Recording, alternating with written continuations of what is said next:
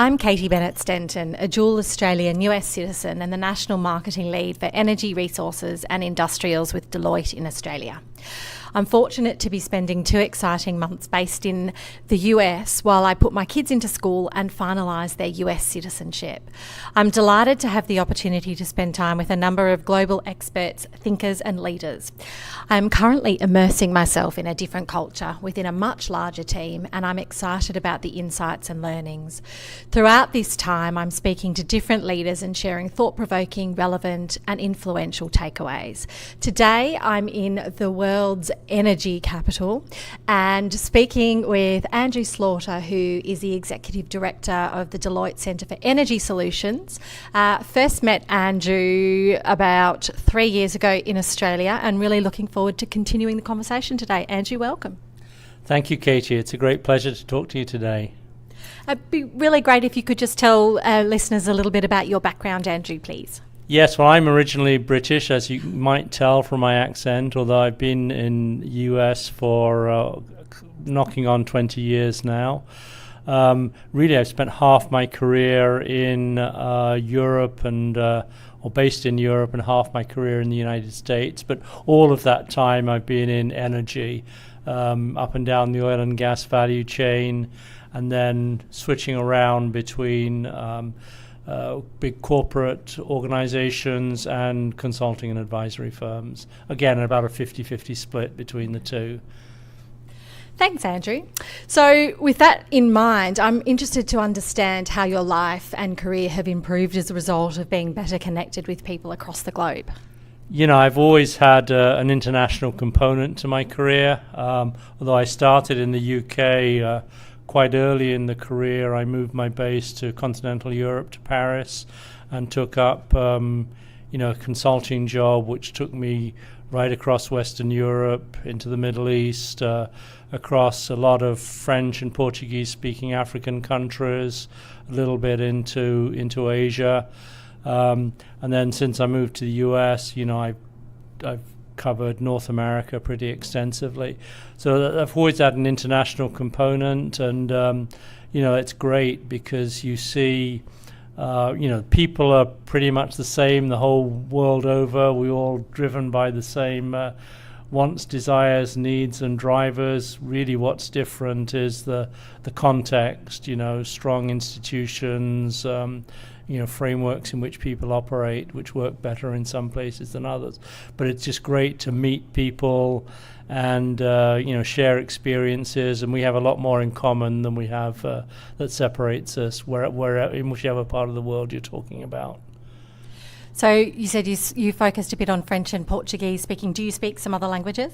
My educational background, I studied French and Spanish, and so then moving along, I was able to pick up Portuguese and Italian, essentially, particularly when I was working a lot across Europe and then in Africa. One of my early assignments was in Angola, and I got to do a series of executive training courses there, and that was kind of my Spanish mutated into Portuguese over the course of these training courses that I was delivering. So I can get by, yes.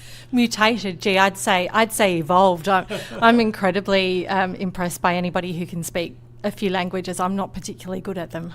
Yes, I mean you pick it up. It's really not book learning. You pick it up by being in a context. As I said, I moved to Paris as well fairly early in my career, so that I had a good basic grounding, obviously, but that made French very, very comfortable. I've also lived a short while in Spain and speak it quite well. Are there many countries that you haven't been to? Oh yes, loads. I mean, probably I've been to less than 50 countries around the world. It's pretty respectable. Oh, I don't know. I mean, you go where you need to go. I don't mind packing up my suitcase. Well, I used not to mind packing up my suitcase and traveling. It does change when you've got kids, and yes, it does. And I think that was at one stage when I left the consulting business and moved into more of a corporate world just because I wanted less travel at that Sure. point. Yeah. Yeah, there's something to be said for actually being around with the children. Right, absolutely. Yeah. So, Andrew, you packed up your suitcase at least once to come visit us in Australia. Tell me, is there one thing in particular, or perhaps more than one, that you don't particularly understand about Australia or Australians, apart from our dodgy cricket playing of late? Well, actually, sport is huge in Australia. It's probably bigger in Australia than any other place I've been. And so not knowing something is more a function of me not making the effort than it being hard to understand. But I guess Aussie rules is the one that's hardest to get your arms around. It looks like a huge field with a bunch of people doing anything they want. But I've never taken the time to really get to understand that. Have you been to a match there? No, I've seen some on TV. Okay, I was chatting to a friend a couple of nights ago about some of the differences between Australian and US or American football, and I was interested to learn that that there are very specific specialisations with American football players. They tend to play one or two positions, which is a little bit less the case in Australia. But one of the other big differences, I think, is that the Americans pad up quite heavily. My 7-year-old son has been quite stunned to see how safe they are by comparison to the lunatics that we have, who tough, rough and tumble, and don't wear any protective gear at all. Yes, no, I can see that, but it's very difficult to tell what's going on. Absolutely. Well, I think next time you're in town, we'll have to take you to a match and sit by you and explain the rules. As long as you keep me plied with beer while we're watching, I'm fine with that. Oh, I think that goes without saying. Absolutely. So, Andrew, changing tact a little bit, I'm interested to know what advice you would give to your 10-year-old self. Oh, goodness, that is a tough one. At 10, you don't care about anything, really. You don't see anything beyond the classroom and the playground, really. You have no idea. And I honestly don't think an adult can really give advice to a 10-year-old. 10-year-old will never take it in or never understand. Plus, of course, the world will change. We have no idea what kind of world they'll face in the future. So I would say you have to keep it very general and very high level. And I would say, don't get too excited about the things that you think are going well, or don't get too downhearted about the things that might go wrong, and play it down the middle, and something else will turn up tomorrow. You'll take the rough with the smooth. Okay, I think that's some good lessons we can live by there. Andrew, you've had quite a varied career, as you talked to us a little bit about at the start. What has been the biggest turning point in your career, would you say? I don't think there's one. I would pick out three, quite honestly, if I'm allowed to. Sure. And the first is obviously not a turning point; it's a starting point. Coming out of college and entering the professional world, it's completely random what you end up doing. Yes. You're looking for a fairly decent paycheck. You're looking for something that's interesting and has prospects. And you're looking for something where you won't be mistreated or exploited. Mm-hmm. And so I interviewed with professional services company like Deloitte. I interviewed with, food products. I interviewed with shipping. Okay. And it just turned out on the day it clicked best with an oil and gas company. And so that random starting point kind of defined the rest of my career, because, I do define myself more by the sector, the energy sector, particularly the oil and gas sector, than by any particular skill like being a lawyer or being an accountant or something like that. I'm an oil and gas professional or an energy professional. And so, I found that interesting and have stuck with it ever since, and it's been endlessly fascinating. But that starting point, could have been anything, quite honestly. Okay. So quite important that, second turning point was clearly moving from my first job in the corporate world into a consulting company, also, based in continental Europe, based in Paris. Mm-hmm. So it brought that international focus that we talked about. But it also,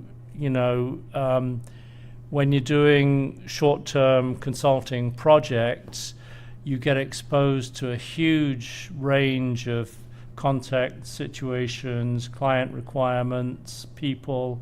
It's like every year of your professional life, it's like you're getting 5 years of experience. Okay. And so it's really an accelerator for becoming competent in both in subject matter knowledge, in project management, in relationships, that type of thing. And so I think that was a really important turning point. And the third big turning point, as you alluded to, was moving from Europe to the US, close on 20 years ago. Again, with no intention of staying long term, but it's been great. Houston is a wonderful city to be in the energy business, the oil and gas business. Sure. Your doors are open, you can talk to people, it's fabulous for networking, and so I've really enjoyed every minute of it.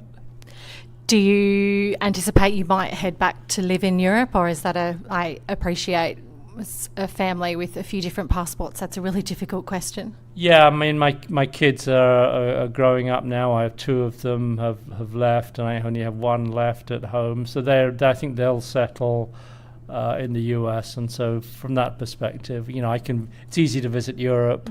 So I'll probably stay settled here just because the kids will be on this side of the pond. Well, that makes sense. I can understand that. Andrew, is there any one thing that you would change about the business environment of today? We've just been through a very big downturn in our sector from 2014 to 2017, essentially. And a lot of really great people, got laid off purely from a cost perspective. And I really think that's a shame. I think I would like companies, not just in our sector, but across the board, not to see people as expendable. We've got this tremendous talent out there, and some way of keeping people occupied through the cycles and finding valuable things for them to do. It's tremendously wasteful and demoralizing for the people involved, and so that's I don't know what the answer is. Although I would say that I guess coming into a professional services firm like the two of us work for, that is a bit of a different culture from an investor-owned corporate culture, and I'm not quite sure I can put my finger on it, but that does seem to be more accepting of the human value of the people that work there in some way. And I don't think you would have that short-term need to push people out of the door quite so much in this type of environment. So if there's a way of kind of generalizing a little bit of this type of culture more widely, I think that would be a good thing. Yeah, well, and I think that's a really positive element. I mean, I was chatting to somebody earlier today about Deloitte in the US leading the way in terms of paid maternity leave, which is very different in the States compared to Europe and to a lesser extent Australia. And I mean, there are some elements along those lines that I think are certainly pretty appealing. Yes, no, I think this kind of organisation, people are clearly its value. Everything the firm does is based on the abilities of its people, but it does. I think it's something to do with also the partnership structure. There's a huge effort to take care of people and make sure they are valued, that they feel valued, and their value is actually used to the best of the best use possible. Yeah, and I mean, I'm definitely the beneficiary of that. I'm just coming up for the end of 3 months where I was supported by the Australian firm to come and be based in Chicago because of something that was really important to me personally, to finalise my kids' citizenship. And most of the people I spoke to outside of the Deloitte world in the lead up to that, explaining to them what I was doing, were quite shocked that I work for an organisation where that is allowed or permitted or encouraged to happen. Yes, we're very lucky, I think. Yeah. And I wish it could be more generalised. Yeah. No, absolutely. I mean, it's my 7 and 10-year-olds have told me that it's the trip of a lifetime. So. Oh, great! I bet they're having a lot of fun. Oh, absolutely. I don't want to go home. Andrew, what might people not know about you? I don't talk a lot about this, but I did have a detour in my career at one point. Tell me. Which didn't last very long, but it was in your part of the world, actually. I worked for one of Deloitte's competitors, another professional advisory firm, who offered me a great position in New Zealand to help them build out their Asia Pacific energy consulting practice. And so I spent 6 months, a long period of 6 months in New Zealand, loving the country, loving the place, the scenery, the experience, but finding out that the people that had hired me had incredibly overestimated the market and their ability to bring in work, and essentially there was very little to do. Oh dear. So I headed back with my tail between my legs pretty soon. Didn't kill your love or thirst for professional services long term, though? No, but it took a while. That was a mid-career thing. Okay. Oh, I'm interested, perhaps over a beer or a glass of wine, to hear a little more about that. I didn't know you'd spent time. Yes, but wrong turnings happen, and you learn from them, and you go on and do something different. Yeah. So. Well, and would you say that it informed your later career, or were there learnings from that? No, not particularly. just what a beautiful place New Zealand is, and I'm glad I did it. Yep. But no real learnings. Maybe. No, I better not go there. No real learning. All right, okay. Well, that segues superbly into my next question, which is whether you learn more from success or failure. That's quite a binary question, isn't it? I think, thinking about it, there's very little that you do that is an unqualified success or an unqualified failure. Normally it's in the mean, it's around the mean, a bit overperforming, a bit underperforming. I don't think there's been absolute successes or failures. I try and learn from everything and do better next time. But context, a lot of it's about context and context change. So I think you accumulate experience, whether it works out well or doesn't, and just move on. So it's a bit like the advice to the 10-year-old self. Don't overestimate success or failure, and play it down the middle. Okay. A time from let me start that again. Aside from the time that you briefly spent in the land of the Great White Cloud, are there any significant challenges that you've navigated in your career that you've drawn particular strength or insight from that you can share? I think professionally, I talked about the advantages of being exposed to a great diversity of consulting projects in different countries. It's also a huge challenge because getting it right every time is not possible. Sure. And so the time you have to spend in understanding the context and doing the best you can. I think there are examples of big challenges. Not everything works out well, and it's not always your own fault. I remember one assignment in West Africa. We had a series of our firm had a series of projects with the same client, and I happened to go in there to talk about investment strategy in one part of the business. And a guy that was doing an IT project who'd left the week before had left them very unsatisfied. From your firm? Through our firm, yes. And so I had a call from my boss in Europe saying, well, it's not your project, but you'd better stay there until they're happy. We'll send you some help. And so, I think a 7 or 10 day visit turned out to be about 13 weeks. Wow, that's quite a discrepancy. So, you at that stage, you just have to, take it as it comes. But challenges like that. How did the 13 weeks play out? I did what I could. They actually sent somebody qualified out to help me, but I had to supervise and be the liaison between that guy and the management team, and really make sure that he was doing what they wanted. Okay. And so finally, we did turn it round. Finally. So you became an IT expert in 13 weeks? No, but I managed to. I actually was. It was something about inventories, as far as I remember. But so I managed to be the translator of what they wanted into the developer who was doing the work. We brought in to do the work.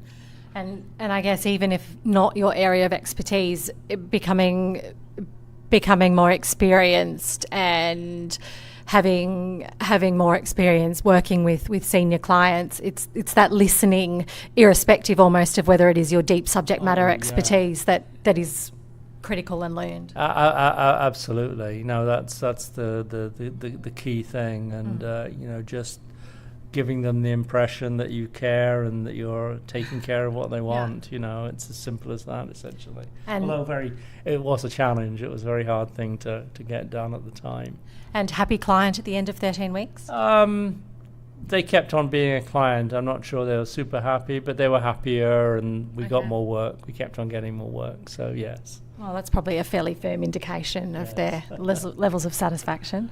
Right, I hope so. I hope so. Yeah. Andrew, what does nirvana in your career look like? Nirvana. I enjoy content. I very much enjoy the role I'm in now, where I can work with a highly qualified and knowledgeable team in developing content around energy markets, and it's a bit broader now. I cover a little bit wider scope, but I enjoy that, and I enjoy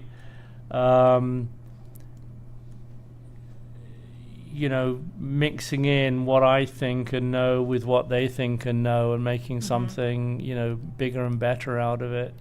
However much I grapple personally with an issue or a problem or a piece of analysis, and then I think I've got it nailed, it becomes then you show it to your people you're working with. Yes. And so much more comes into it, and it just blows me away every time. So I love that process of working on real issues and putting them in context and making sense of them collaboratively. I think one of the real benefits of working within a team is the shared expertise and experience and the different and diverse perspectives that people bring. Oh yeah, absolutely. I always, I think I've learned never to totally trust my own judgment alone. So sure. Yeah. Absolutely, you're right. Well, always a richer result, I think. Yeah. Now, a couple of fun questions now, Andrew. Even more fun than the ones that have preceded them. What is your what is your favourite song and why? Oh, the soundtrack of your life is so complicated, and there are thousands. I mean, whoever said you don't listen to new music after you're about 25 or 30 is probably right. Although I have continued to add particularly jazz and classical, but I'll go for one song. It ages me a little bit, but must have been around the late 80s or early 90s, something like that. Yeah. There was an American singer called Bobby McFerrin. He had a song called "Don't Worry, Be Happy." silly little tune, but I actually quite enjoyed that, and it kind of uplifting. It is uplifting. I like that song. Do you remember? Yeah. No. Oh, bless you. You're my favourite person today. No. I could sing that song. I won't do it now, but right. Yeah, absolutely. I remember that song. Now, Andrew, if you could invite 3 guests to dinner, and they don't have to be living, who would they be? Again, I'm not into, again, the possibilities are endless, obviously, but I think I'd go to the entertainment world, just to have some fun and find out a little bit more about what goes on behind the scenes. Yep. So who's on your list? I'd go for, I think one of my favorite actresses who's been in many movies I like is the English actress Emma Thompson. Have you heard of her? I sure have. She's great. One of my favorite movies was The Remains of the Day, again from about 20 years ago or something like that. But she's fabulous in that, and fabulous in many other roles. The second one, I'm not sure how you'll like this, but an Australian national treasure, or maybe not, Dame Edna. Oh, she's fabulous. I love her. So she's, in England, very well liked. Yes. Not quite sure how she goes down in Australia, but absolutely hilariously funny. Oh, she's fabulous. When I was in my early teens, my mum took us all to see her at the Arts Centre in Melbourne, and she was waving her gladiolis and throwing them out into the audience. And that was quite a few years ago. I remember it so distinctly. Yeah, no, fabulous. And then I'll go for a singer. Again, there could be many. I'll go for an American this time. So again, somebody with a lot of staying power. I've always enjoyed Stevie Wonder.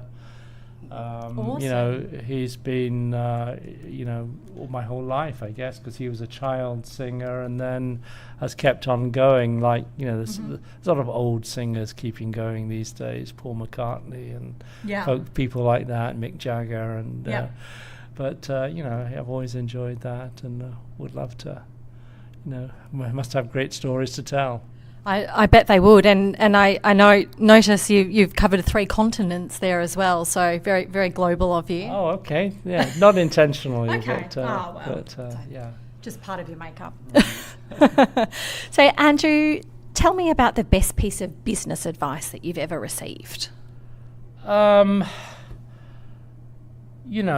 a very tough one. I struggle with that. I think